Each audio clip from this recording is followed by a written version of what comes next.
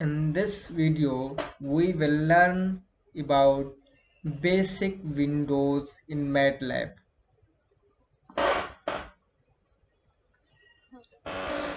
You can see this is the basic GUI of MATLAB. In this window, we set current folders. We can see files in this window, and this is our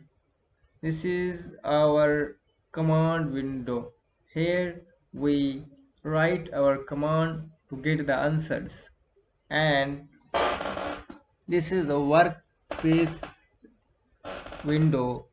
Here we see list variable and their contents, and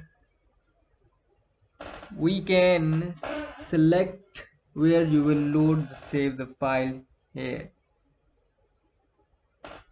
Okay, and